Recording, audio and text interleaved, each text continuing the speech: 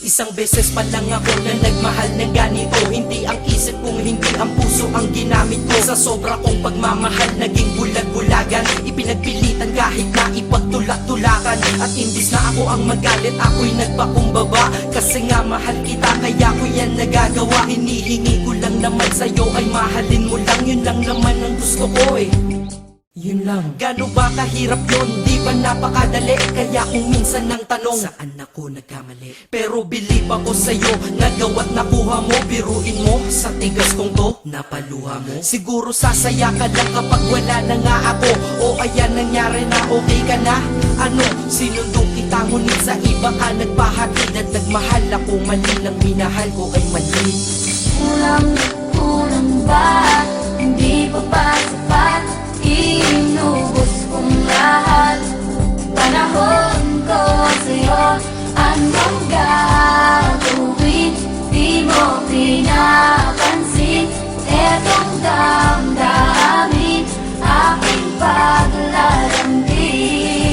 Kahit saan ako magpunta, ikaw ang naaalala. Dahil dala-dala ka ng puso ko't kasama. Dati tawagan asawa at may nathani pag sa text. Ngayon tawagan natin ay cross out, sa madaling salita ay ex. Dahil ngalan ko dyan sa iyong listahan inikisan. Para tayong mga ibong pinalay at pinalisan. Lumipad na magkaiba ang direksyon, magkalayo. Kaya imposible para sa atin na muling magkatagpo. Dahil ikaw ay pataas, ako'y nanatili sa baba. Gustong sumigaw ng malakas, bakit to sa'kin nagawa? Para makaiwas sa lungkot, dinadaan na lang sa tambay. Dahil lang wala ka dito sa tabi ay sinasanay. Iinom ng alak para kahit konti makalimot sa nakaraang. Hanggang ngayon sa isip umiikot, ngunit babalik muli pag wala na aking tama. Mali pa lang ibigin ka, akala ko ay tama. Ganito ginawa ko, kinasama ibang babae para ikaw ay palitan. Pero iba ka sadyang ikaw pa rin binabalik-balikan. Kung sino-sino ang kasama pero hindi pa rin makontento. Pagkat parte ka ng buhay kong nawala, kaya din na makumpleto. Dadahan-dahanin ko mensahe ko sa'yo,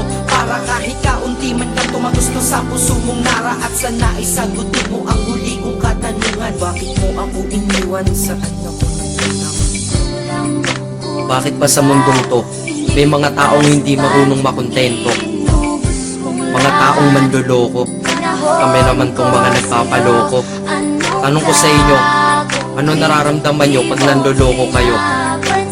Pero minsan, sana matanong nyo sa sarili nyo, ano pakiramdam ng mga naluloko nyo?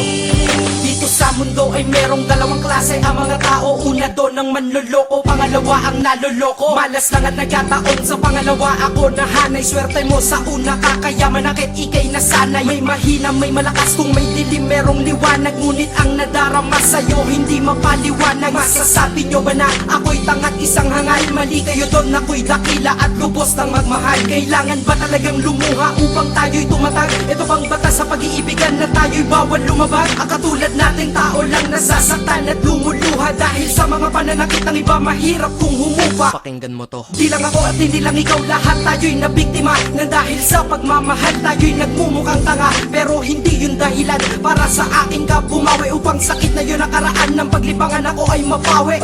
Inubos ang lahat-lahat ng panahon, lahat ng sakin ay sa ilang lahat. Dapat alam mo yun, kulang na kulang ba? Ha, kulang na kulang pa ba yun? Naway madala ka sa awitin, damahin mo lungkot ko ngayon. Pero kung sa iba ka masaya, masaya na rin ako. Kaysa naman sa malungkot ka kapag ako kasama mo. Ito ang mensahe ko sa isang babae ko pinapupunta.